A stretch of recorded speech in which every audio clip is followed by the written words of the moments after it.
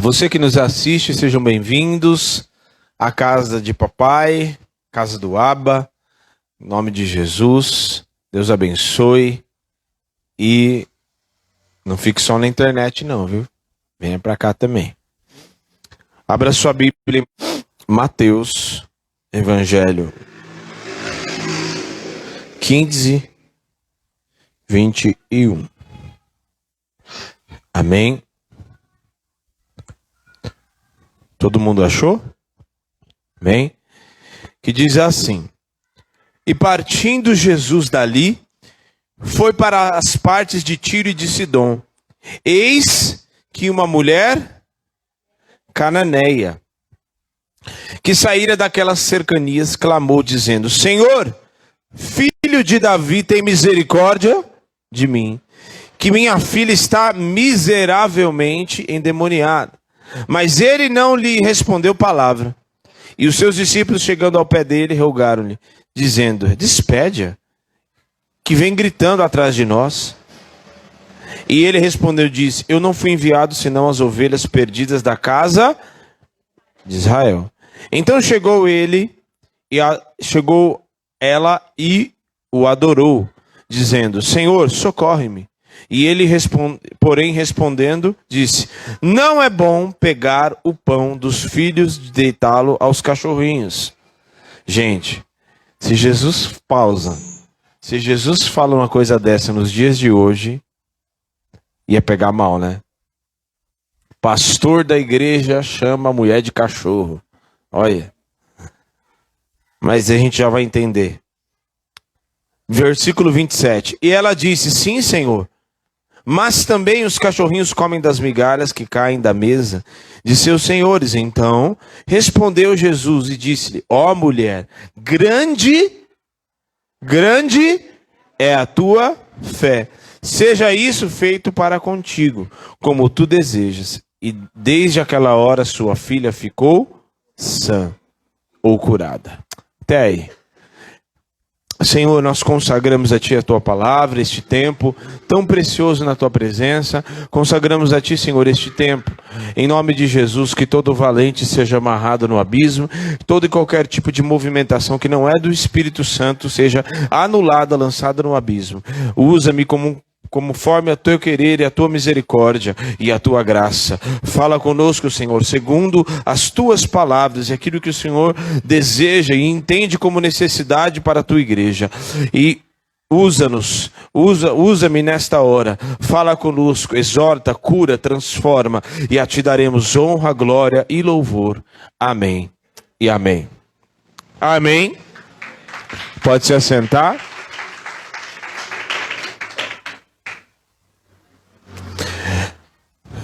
Nós vivemos num tempo em que nós precisamos nos relacionarmos em todos os níveis de relacionamento que nós temos, em todos os relacionamentos que temos, seja conjugal, né, fraternal, profissional, não importa.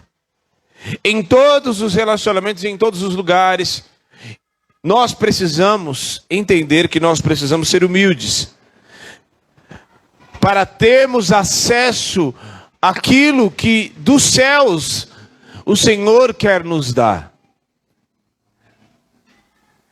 Porque o próprio Jesus disse que nenhuma coisa é dada ao homem se dos céus não for dada. Nenhuma autoridade é constituída se do céu não for delegada e constituída ou recebida. Então nós precisamos entender que principalmente no tempo em que nós vivemos, nós precisamos ser humildes para nós termos acesso àquilo que ninguém pode ter acesso. Os humildes têm acesso a coisas dos céus, que dos céus são liberadas, de que nenhuma outra pessoa pode desfrutar. Você pode reparar que os grandes homens e mulheres de Deus, tanto na palavra quanto na história história da igreja, na história do cristianismo, homens e mulheres que foram grandes homens e mulheres, importantes na história do evangelho, para a pregação do evangelho. Foram homens que tinham uma única característica: eles eram humildes. A gente vê a história, por exemplo, do avivamento da Rua Azusa. O líder e o líder o homem que Deus usou para levar o avivamento para aquele lugar e como instrumento para derramar do seu espírito ali, era um homem que era cego de um olho, com marcas nas suas costas de escravidão, um homem simples, iletrado, mas que o Espírito Santo usou poderosamente.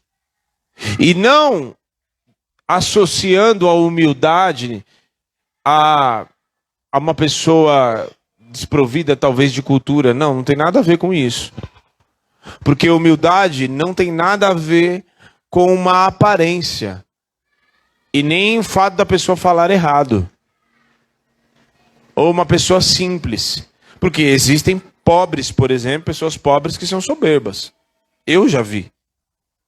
Pessoas que são pobres, mas que são arrogantes. Pessoas dentro da igreja que muitas vezes arrota uma santidade e que arrota uma pseudo-santidade, humildade de alguém que fala errado ou que tem um padrão simples de vida. Não tem nada a ver com isso. Não tem nada a ver com isso. Até porque a humildade tem a ver em você não ser nem se vitimizar. Eu sou coitado, não sei o quê. E nem você ser muito para cima também. Soberbo, querer pisar nas pessoas. Querer se sentir superior. Humildade é você saber quem você é. Humildade é você entender para o que você foi chamado e para o que você não foi chamado. Humildade é você se colocar no lugar aonde você foi chamado. E cuidar daquilo que o Senhor te chamou para fazer. E nem se exaltar e também nem se ficar vitimizando. Vitimizar é diferente de humilhação diante do Senhor. Porque vitimizar é a pessoa que é coitada e fala, tudo ela acha um motivo para querer que as pessoas olhem para ela. Porque aí tem uma raiz de egoísmo. Que ela quer que as pessoas notem ela por aquilo que ela é. Eu sou coitado, eu sou isso. Em todo problema que acontece, a culpa nunca é dela. Eu sou vítima da sociedade, eu sou vítima disso. Não. O Senhor nos chamou para sermos mais do que vencedores. Em Cristo Jesus. Então, os humildes são aqueles que têm um coração sincero diante do Senhor e que têm um coração entregue na presença de Deus. Então aquela mulher cananeia, por exemplo, até retratando, e o que nós vamos falar hoje é a humildade que traz o favor de Deus. E que em tempos de avivamento, por exemplo, em que o Espírito quer ser derramado sobre a sua igreja, não há como o Espírito ser derramado sobre uma igreja que é soberba, que é arrogante. Uma igreja que já está cheia de si. E aqui, essa mulher cananeia, ela representa, traz uma tipologia da própria igreja. Por quê?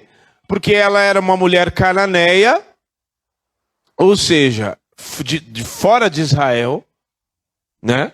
E a igreja podemos dizer que a igreja é gentia.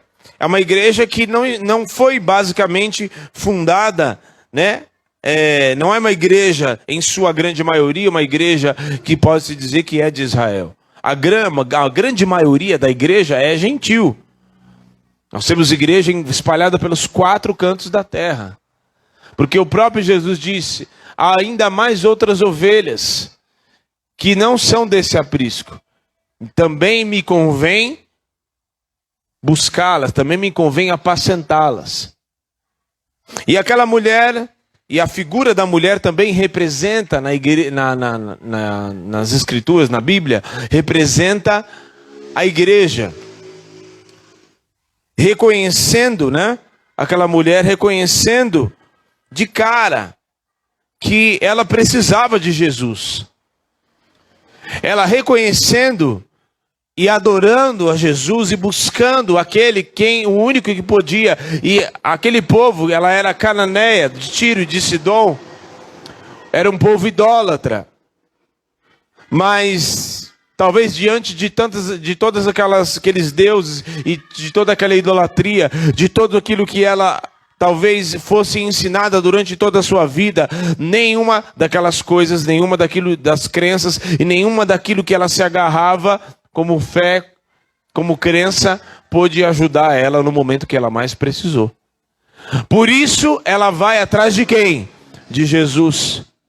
A igreja que nos momentos de sua dificuldade, ela não vai buscar outra solução a não ser a solução que está em Cristo. A igreja que olha e que vê e que entende que ela só é suficiente, ela só encontra a paz que excede todo entendimento, ela só tem a verdadeira paz em Cristo, ela só tem o verdadeiro favor, ela só tem a verdadeira alegria em Cristo. Ela só entende o que é o verdadeiro amor em Cristo e nada fora disso. Então aquela mulher é chamada. Aliás, ela se encontra, ela vai atrás de Jesus. Por quê?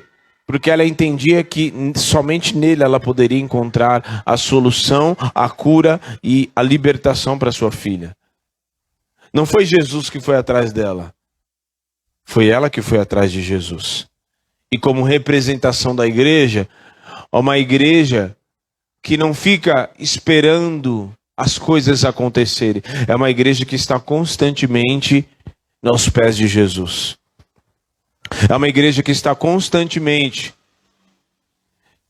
aos pés de Jesus, na busca constante pelo Senhor, na sua presença constantemente em oração, na busca, buscando a sua cura, buscando ser transformado, não apenas atrás de uma bênção, não apenas atrás de um milagre, mas atrás daquele que é a própria bênção.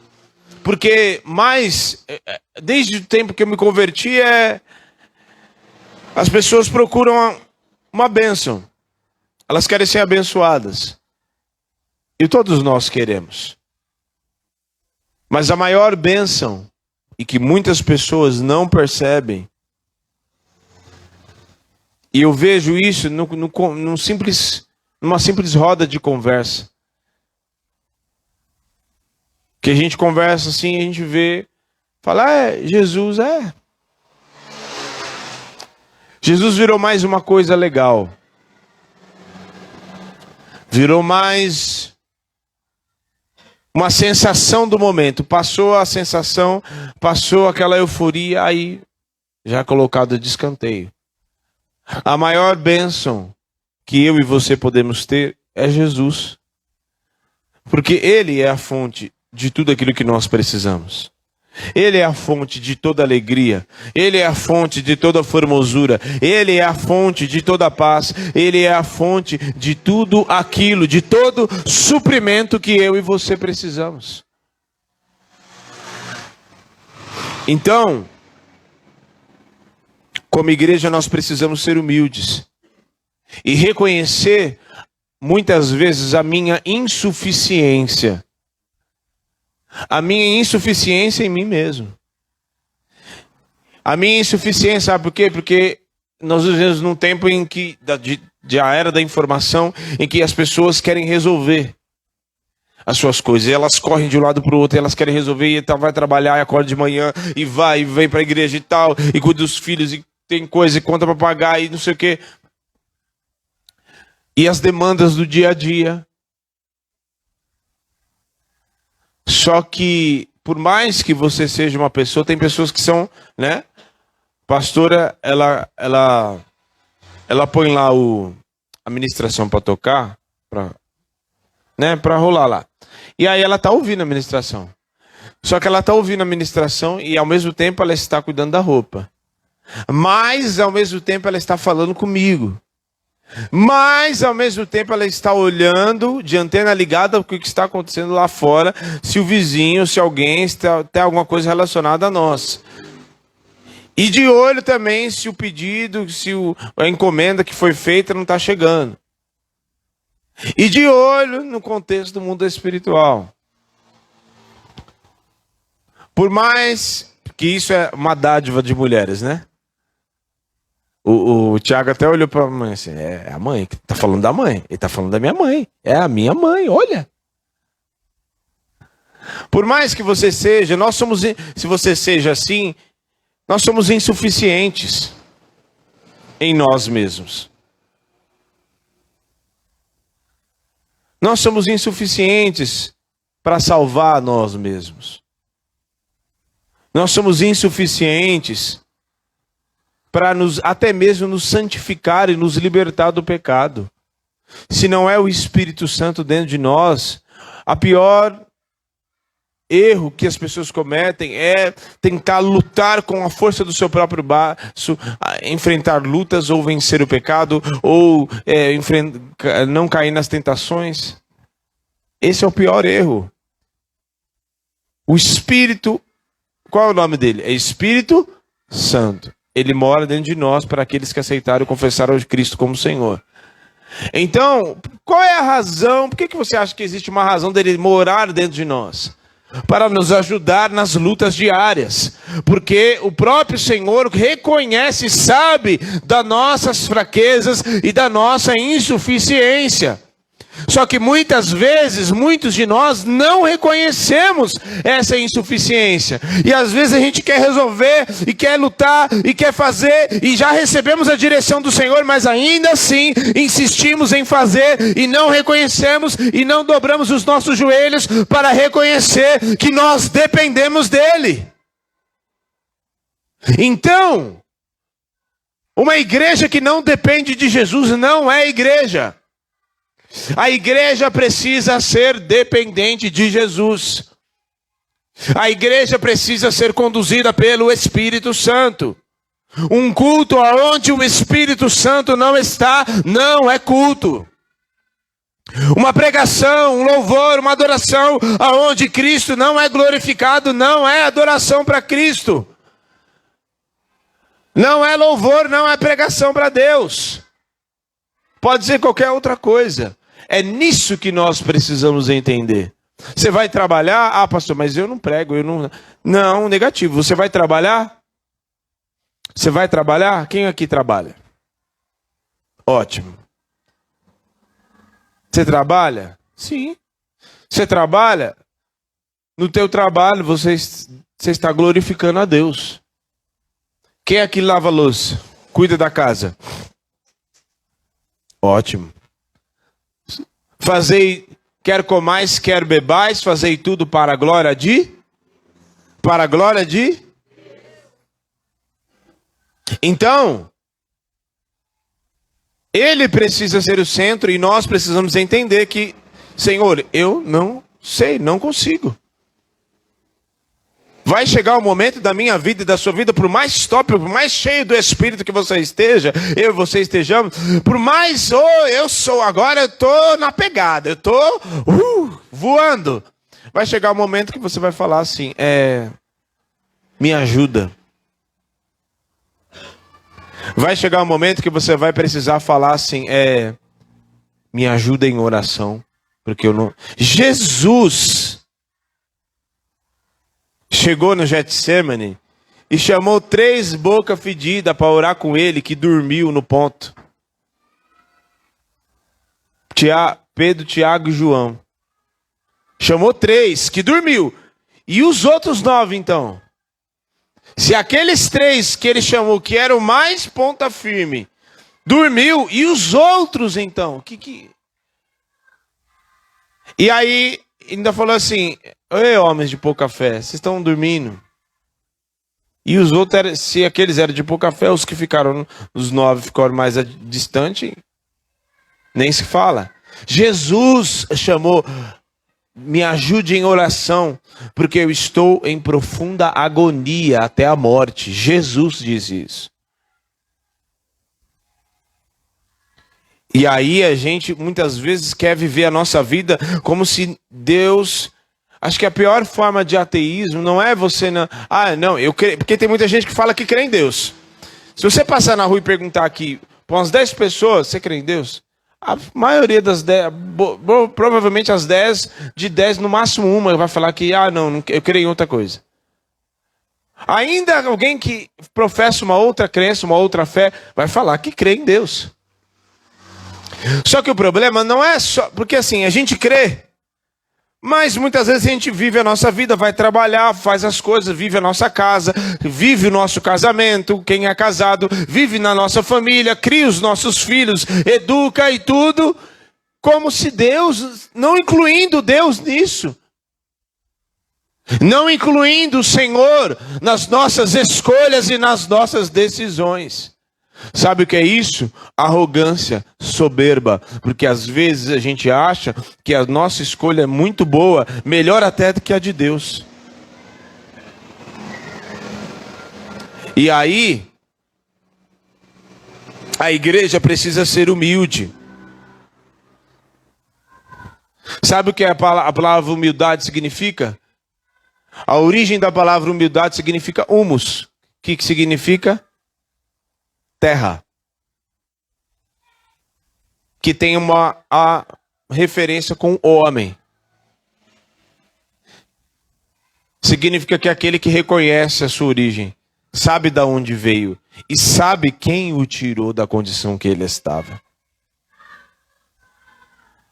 É você reconhecer que se você está hoje na situação que você está, e, pastor, mas eu não estou numa condição muito boa. Talvez foram as suas escolhas que o colocaram na condição que você está agora. Talvez foram as suas escolhas que fizeram com que você colhesse os frutos que você está colhendo agora. Opa! É exatamente isso.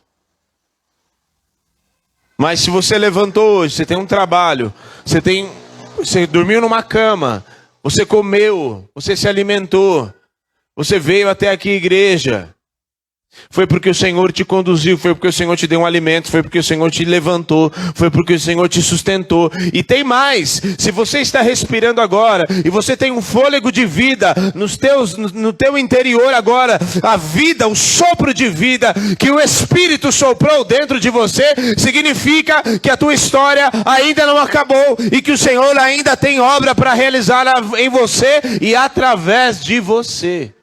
Não é só em você não, viu? Glória a Deus, eu recebo. Não, é através de você. Porque aquilo que ele faz na tua vida, ele quer usar para mostrar, o que eu fiz com meu filho. É igual pai, né? Mãe e pai bobo é uma maravilha. Tipo, menino jogando bola, faz o gol todo. Ou então menino que é bom. Quem fez esse quadro aqui? Nossa, que quadro bonito. Nossa, essa calça. Nossa, quem fez isso aqui? Foi meu filho. Foi meu filho. Nossa, seu filho fala tão bem. É, meu filho. Nossa, seu filho é tão educado. Pois é, meu filho. Por isso que é meu filho. Jesus, o Senhor pega aquilo que ele fez na nossa vida e fala assim: olha o que eu fiz com a vida do meu filho. Para servir de testemunha e propaganda.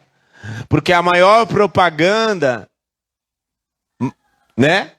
Depois vem a pregação do evangelho. Mas uma das maiores propagandas é aquilo que o Senhor fez na tua vida por causa do evangelho. Amém? E aí, a igreja precisa entender que ela foi chamada com autoridade. Eu e você fomos chamados porque a igreja, o Senhor Jesus deu autoridade para a igreja. Sim ou não? Jesus deu autoridade para a igreja, certo? Em meu nome expulsaram demônios, curaram enfermos, tal. Deu autoridade. A gente vê isso de Atos dos Apóstolos, capítulo 2 em diante. A gente vê a obra do Espírito Santo agindo no meio da igreja, através dela. Certo? Mas o fato de nós termos essa autoridade e o fato de recebermos as bênçãos que recebemos não significa que eu e você podemos dizer, o Senhor me abençoou e nos sentir superiores. Pelo contrário, é aí que você precisa olhar e falar assim: meu Deus, eu não era nada e o Senhor me abençoou. Eu não era nada e o Senhor me usou para curar uma pessoa. Eu não era nada e o Senhor me abençoou de tanta forma que eu me fico até constrangido de tantas vezes, de tantas formas que o Senhor tem me abençoado. Eu me sinto tão constrangido porque o Senhor me usou a meu testemunho para curar e para manifestar a sua presença, a ativar a fé daquela pessoa. Oh, obrigado, Senhor. Obrigado porque o Senhor me usou com autoridade. Eu reconheço que eu não era nada, mas o Senhor me usou para expulsar demônios, para curar a vida daquela pessoa, para aconselhar a vida daquela irmã, para aconselhar a vida daquele irmão que estava precisando, que veio chorando, dependente, com um coração aflito. Mas o Senhor me usou. O Senhor me usou. É isso que a igreja precisa ser. Que o poder que tem, como o próprio Jesus diz naquele grande dia, muitos virão em meu nome. Muitos dirão: em teu nome nós expulsamos demônio. Nós profetizamos, nós curamos enfermos. Pois é, disse bem. Ele ainda vai falar assim: eu não vos conheço. Porque o poder que você realizou nem veio de você. Não foi de você. A cura que você curou, o poder não veio de você. O dom que você recebeu não veio de você. 1 Coríntios 12. Muitos são os dons. Muitos são as manifestações e os talentos. Mas um só é o Senhor. Mas um só é o Espírito. Então, a igreja precisa ser conduzida pelo Espírito Santo. Precisa entender que ela só vai aonde vai. Ela só exerce o poder que ela exerce porque o Espírito Santo é quem dá. A bênção que ela recebe, ela só recebe a bênção que ela recebe porque o Senhor... Nós encontramos o favor do Senhor e Ele foi benigno para conosco para nos abençoar. Eu estou falando isso porque às vezes existe uma tendência, eu já vi isso, não estou falando de coisas que eu nunca vi. Eu estou falando de coisas que eu já vi, de pessoas que foram abençoadas e saíram da igreja. Foram abençoadas e saíram da igreja. Foram pessoas que Deus começou a usar, foram muito usadas pelo poder e se desviaram. Então nós precisamos entender. Um olhar para o texto, vamos olhar aqui para o texto, para nós finalizarmos. A primeira coisa que ela fez, e ela encontrou com ela vai encontrar com Jesus, aquela mulher Sirofenícia. Primeira coisa que ela faz, ela pede misericórdia. Só que detalhe, quem estava com problema era a filha dela, sim ou não? Ela pediu misericórdia para quem? Para ela. Tem pessoas que... É uma coisa tão engraçada. Não, é ele que tem problema. Eu escutei um testemunho esses dias exatamente igual esse aqui. Só que no efeito inverso. A mulher vinha para a igreja... E ela sempre levava a foto do filho que estava preso. E aí o pastor pregava para ela, tal, não sei o que. Assim, mas você não vai aceitar Jesus? Não, eu não. Quem precisa é ele. E mostrava a foto dele. Não, mas quem precisa é ele. Aí de novo, ele falando tal. Não, mas quem precisa é ele. Não, ele está lá na cadeia, eu preciso que o senhor ora por ele. Até que chegou o momento que ela entendeu que, na verdade, e assim, uma coisa tão grande, tão bacana, que ele estava na cadeia. Aí, passado algumas semanas, ela aceitou Jesus. E ele continuava lá. Depois, algumas semanas depois, o irmão veio. Algumas semanas depois, a esposa do irmão veio. Depois a família inteira estava lá. E ele continuava lá na cadeia. Ou seja, o pregador anônimo, porque ele estava mais pregando, estando na cadeia ainda. No caso dela aqui, da mulher sirofenícia, ela falou: Senhor, tem misericórdia de mim. A minha filha está endemoniada, mas tem misericórdia de mim. Porque apesar de outras pessoas precisarem de ajuda, apesar de outras pessoas estarem dentro da minha casa e muitas vezes do meu lado precisando de ajuda, talvez precisando mais de ajuda do que eu, não significa que eu também não careço da misericórdia e da graça do Senhor. Eu também preciso. Porque às vezes tem pessoas que, eu já disse aqui no início, arrotam santidade, já estão numa posição, falam assim: não, eu não sou pecador, igual o fariseu lá, Jesus cita a parábola do fariseu e do publicano. Que ele, não, eu oro, eu jejuo toda semana, eu entrego dízimo, eu não sou como esse desgraçado pecador aí. Eu sou melhor do que ele.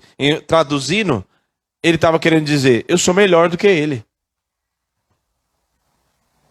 Eu sou muito melhor do que ele, porque ele é pecador, desgraçado. Eu jejuo, eu não sei o quê. Arrotando uma religiosidade, quando na verdade a sua religiosidade era um orgulho, uma soberba, porque ele se sentia superior àquele publicano. Era soberbo, quando na verdade nós também precisamos da misericórdia do Senhor. Aliás, como diz a palavra, Malaquias, o que ele diz? O próprio Deus falando dele mesmo: eu sou Deus e não mudo. Eu sou Deus e não mudo. É por essa razão que vós não sois consumidos, ó filhos de Jacó. Então, nós carecemos da misericórdia. Ela olhou e ela viu que a filha dela precisava, mas ela também precisava. Senhor, tem misericórdia de mim. Não, é o outro, o irmão é pecador. Porque às vezes o diabo quer nos enganar e lançar nas nossas setas da nossa cabeça para querer dizer: não, lá todo mundo é santo, só você que é pecador. Só você que está desse jeito aí. Não. Negativo.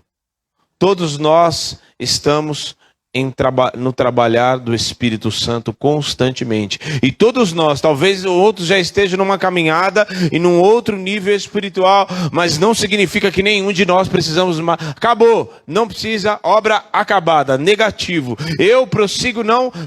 Eu falei no louvor, o próprio apóstolo Paulo diz na carta aos Filipenses: não julgo haver alcançado a perfeição, mas uma coisa faço, prossigo para o alvo, para o prêmio da soberana vocação que é Cristo. Então, eu também careço da misericórdia. O texto depois fala que Jesus não respondeu. Um segundo olhar do texto é que Jesus não respondeu nada. Vai existir momentos, sim, que Deus não vai te responder nada.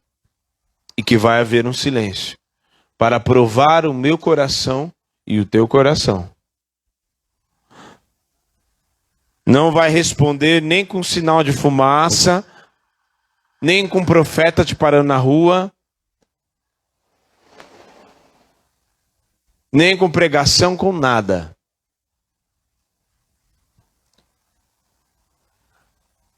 Na crucificação, Jesus foi crucificado na sexta, e no sábado não teve nada. Teve alguma coisa no sábado? Sinal? Fogo dos céus. No sábado. Teve? Ventania. Cicil, igual o Elias recebeu lá. Cavalos de fogo.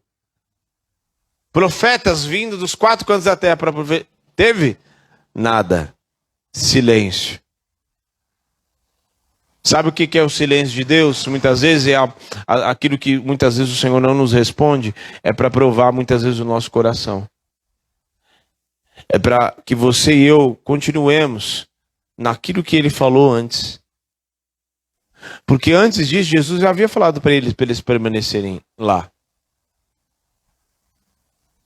E Jesus já havia falado também que ele iria ressuscitar. Não só pela boca dele, mas pela boca dos profetas. Ele iria ressuscitar. Apesar do aparente silêncio, significa que o Senhor está fazendo algo, porque o Senhor não existe um momento sequer que Deus não está trabalhando ao nosso favor. Então, isso significa que se existe silêncio, Deus não está me respondendo, continue perseverando. Talvez o silêncio do Senhor significa que você precisa perseverar mais em oração. Talvez o silêncio do Senhor significa que você está buscando um pouco e que Ele está te incentivando para você de fato buscar Ele como você nunca buscou na sua vida. Talvez o silêncio dele é exatamente o incentivo que você precisa bater e abrir-se e vos-á, para você se incentivar e se sair da sua zona de conforto e ir buscar mais, e ir jejuar mais, e ir orar mais, e quebrantar o seu coração, quebrar este orgulho, quebrar esta soberba, e se colocar e descer do salto para se dobrar na presença do Senhor. Terceiro, os discípulos, sempre os discípulos, né? Não sei quem aqui já assistiu The Chosen, mas é mó barato, né? Jesus numa atmosfera completamente diferente da deles. O que eles disseram? Senhor, olha aqui, vai lá no 15.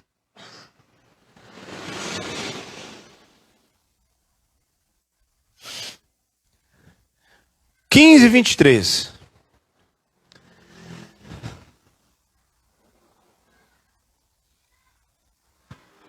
Mateus 15, 23. Vocês fecharam a Bíblia, né?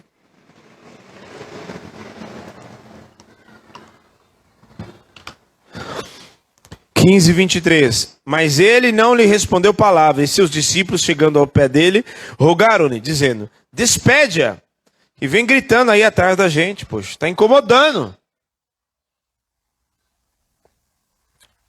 Poxa, Jesus, está incomodando aí, ó. Vai, faz alguma coisa, dá uma benção aí. Faz qualquer coisa com ela, cospe no chão, igual o senhor fez com o cego lá, cospe no chão, faz alguma coisa.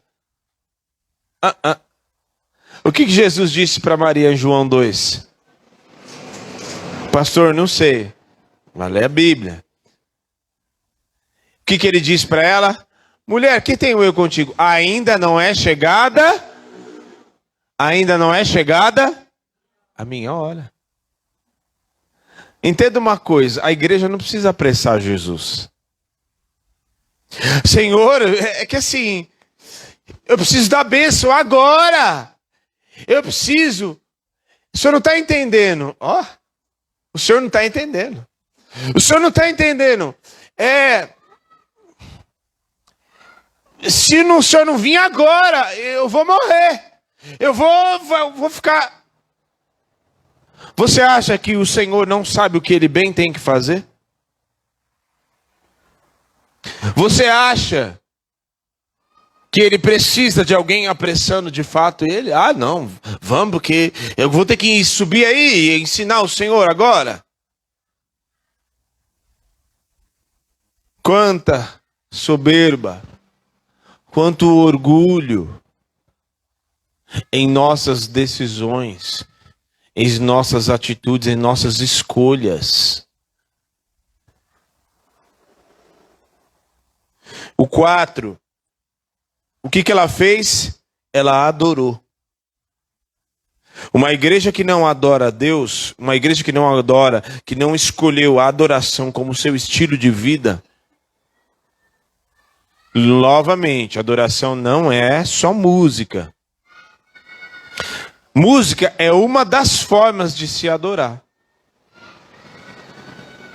Você pode adorar a Deus dançando. E nem precisa ser aqui, pode ser lá na sua casa, tirar o Espírito Santo para dançar. Você pode adorar a Deus fazendo uma comida para os seus filhos. Você pode adorar a Deus arrumando a sua casa e deixando ela cheirosa, bonita, para quando sua família chegar, já exista um ambiente preparado, e não só um ambiente físico, mas um ambiente espiritual, porque muitas vezes as pessoas vão chegar cansadas, vão chegar estressadas, só que lá já tem uma mulher que preparou um ambiente lá. Amém? Ou um homem. Então, uma igreja, ela precisa estar em constante adoração,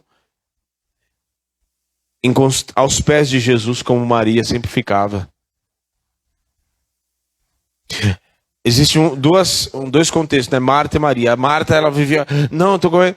E Maria, poxa, Jesus, é outra também a pressão de Jesus, né? Poxa, você não está vendo aí que ela está aí, não vem me ajudar? Eu estou aqui, os outros pedindo senha do Wi-Fi, e o frango queimando no fogão, e não sei o quê.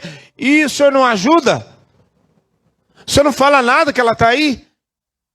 Marta, Marta. Ela escolheu a melhor parte. Aos pés. Adorando. Ela se humilhou sem reservas. E novamente, reconhecendo que ela precisava de ajuda. Senhor, ela prostrou-se, o adorou e falou, Senhor, me ajuda. Antes de eu ajudar minha filha, ajuda eu. Ajuda eu. E quinto, depois de tudo isso, o que ela alcançou? Só depois de tudo isso, o próprio Jesus respondeu ela. Porque talvez a gente está muito lá em cima e precisa se humilhar para que a resposta venha. E não é se humilhar diante dos homens, não. É se humilhar diante do Senhor para que a resposta venha. Para que você encontre o favor do Senhor. Humilhai-vos. Ela nem sabia porque eu postei. Mas a menina aqui, ó, a cara de bolacha, começou abriu o culto hoje falando: humilhai-vos debaixo das onipotentes mãos do Senhor, e no devido tempo Ele vos exaltará. No devido tempo, segundo quem? Segundo Ele. Então a humilhação, ela persistiu, ela insistiu. O senhor não falou nada, então tá tudo certo. Aí para de orar. Porque as coisas também, porque a gente quer, assim, a igreja muitas vezes é em si mesmado, porque a gente quer ser abençoado do jeito que a gente quer. Senhor, eu tenho uma vontade, assim, e que a sua vontade se enquadre na minha. Que a sua vontade seja, assim, igual a minha, sabe? Poxa, custa nada. Custa nada. Não.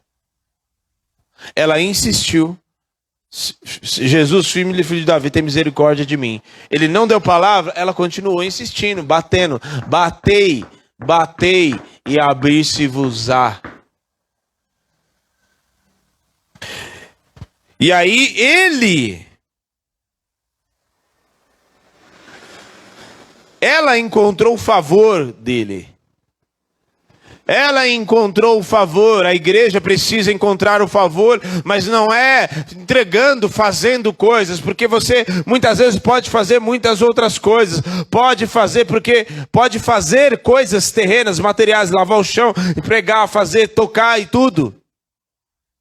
Mas primeiro o nosso coração precisa estar rendido e entregue ao Senhor. Porque quando Deus recebeu a oferta de Abel, o texto diz que ele não recebeu somente a oferta. E Deus se agradou de Abel e de sua oferta. Então, não adianta eu vir à igreja, eu entregar até oferta, dízimo, se o meu coração não estiver rendido. Eu preciso me derramar na presença do Senhor sem reservas. Eu preciso quebrantar o meu coração. para que eu encontre o favor do Senhor. Talvez existem muitas coisas travadas na vida de muitas pessoas, porque o teu coração não está rendido. E não é o coração rendido ao pastor, à pastora, não. O coração rendido ao Senhor. Você precisa render o teu coração ao Senhor. Você precisa até chegar o momento que você fala assim, tá bom, Senhor. Faz conforme o Senhor quiser. Tá bom, Senhor. Conforme a tua vontade. Tá bom, Senhor.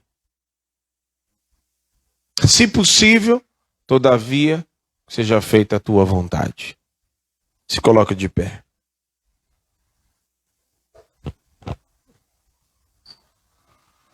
Sabe qual é o problema?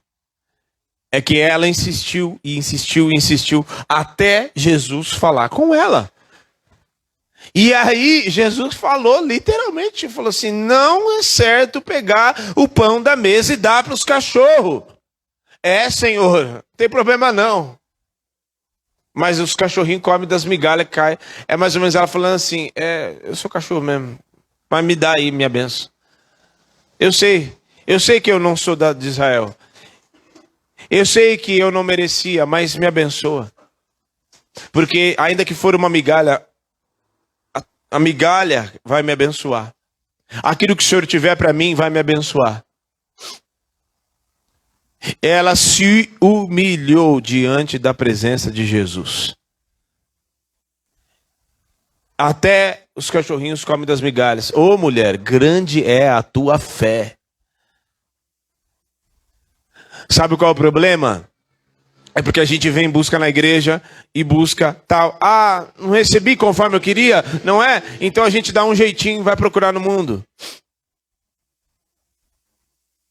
Ah, não tem problema, eu dou o meu jeito. Não importa, se Jesus não me der, eu dou um jeito. Se Jesus não me responder, eu vou dar um jeito. E no fim de tudo, a adoração dela foi recebida, porque ela foi abençoada. Porque ela saiu de lá, Jesus falando com ela, respondendo aquilo que ela estava clamando. Porque ali eu já imagino uma mãe desesperada, né? Jesus, filho de Davi, tem misericórdia de mim, minha filha está endemoniada. Ah, Jesus, Jesus, Jesus. Ah, no pão da mesa, não vou dar para os cachorros. É, Senhor, mas até, sim, eu quero a bênção de qualquer jeito. Até o que cai da mesa, os migalhas, os cachorrinhos comem. Ó mulher, grande é a tua fé. Grande é a tua fé. Sabe o que é isso? Sabe o que é isso? É uma igreja que não está preocupada com a sua reputação. Ai, mas que vai ver me humilhando? Ai, vai me ver assim. Ai, mas o que vão pensar de mim? Eu não estou nem aí o que vão pensar de mim. Eu quero a minha vida entregue e completamente entregue na presença do Senhor. Eu não quero uma boa... O que adianta ter uma boa reputação na terra e não ter uma boa reputação nos céus? O que adianta você ser bem-quisto pelas pessoas na terra, no teu trabalho, onde você vai, e não ser bem-quisto nos céus? O que adianta você vestir uma fantasia aqui na terra de boa pessoa, mas os céus estão vendo quem você é? O Espírito Santo sabe quem você é. Então, esta é uma noite de você se humilhar diante da presença do Senhor e de você deixar cair toda a hipocrisia e toda a máscara e toda a fantasia. Não, em nome de Jesus. A igreja precisa estar aos pés de Jesus. A igreja precisa se quebrantar na presença do Senhor. A igreja precisa chorar e buscar a presença do Senhor. A igreja precisa ser uma igreja mais humilde. E que o fato de você ser igreja não significa que você é melhor que as pessoas que estão lá fora. Porque as pessoas carecem da salvação, como um dia você careceu dessa mesma salvação.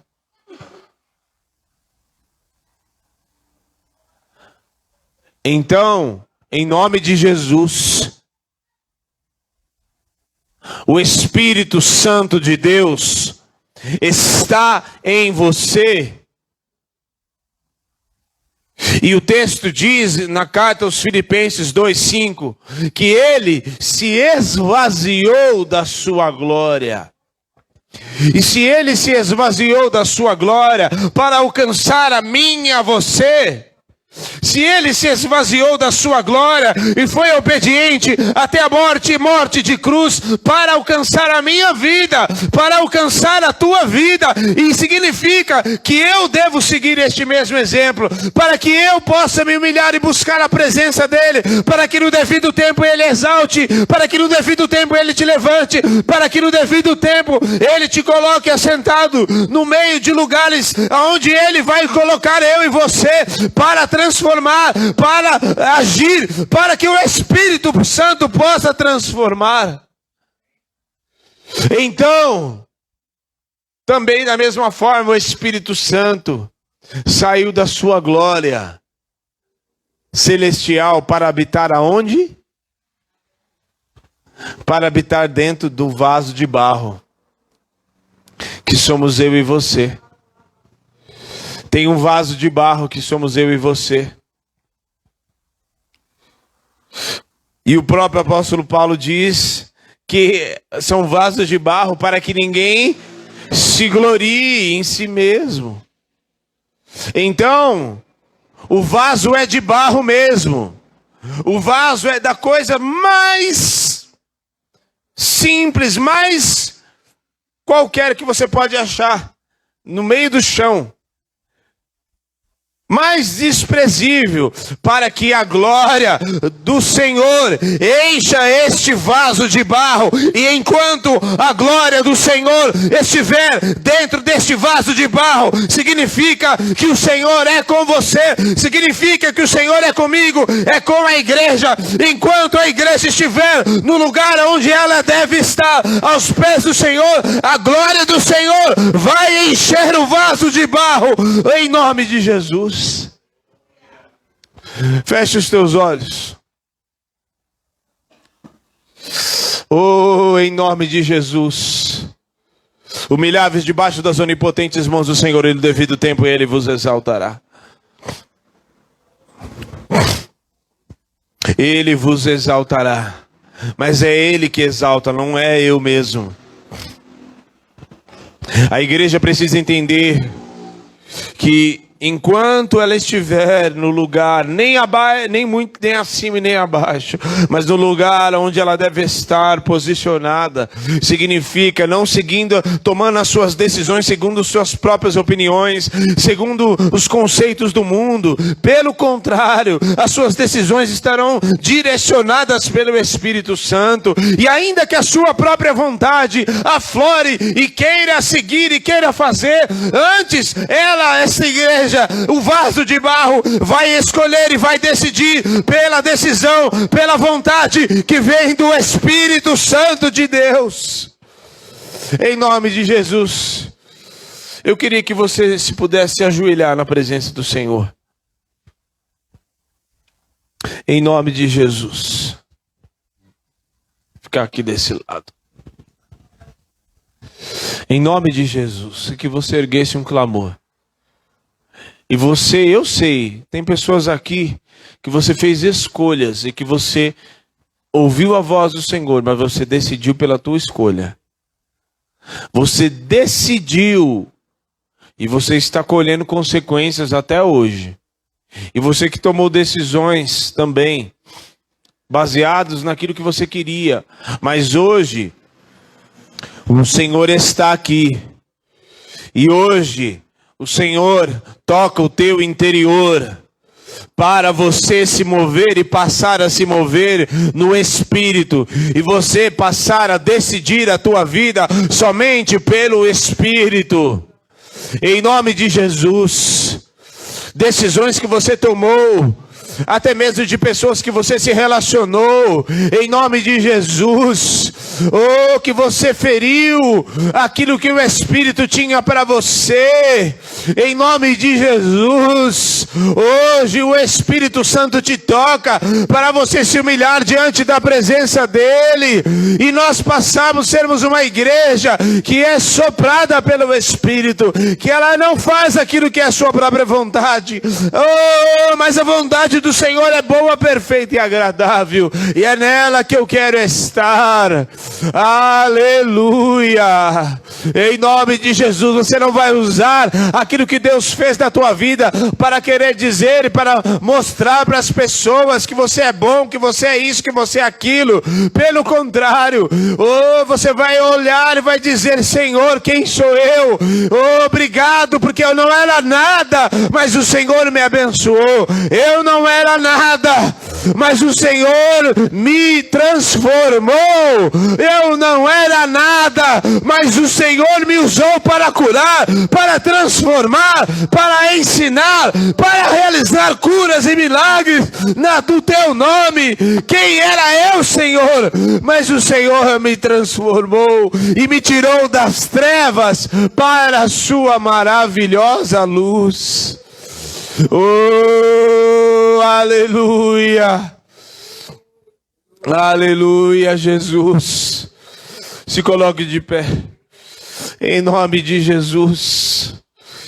Em nome de Jesus, Ele nos tirou das trevas para a sua maravilhosa luz. Oh, meu Deus. Você que nos assiste, entenda, tudo que você tem veio dEle. Dele, por Ele e para Ele são todas as coisas. Saiba da onde você estava e quem te tirou da onde você estava e quem te colocou onde você está. Que o Senhor te abençoe e te leve debaixo desta palavra. Humilháveis debaixo das onipotentes mãos do Senhor. Uma igreja que está em constante adoração é uma igreja que se curva diante do Senhor. As pessoas do deserto, sabe por que elas não entraram na terra prometida? Porque o Senhor falou: esse povo é um povo incrédulo, esse povo é um povo que não me obedece, é um povo de dura cerviz. Não seja assim. Que o Senhor te abençoe e te guarde em nome de Jesus. Deus abençoe. Amém.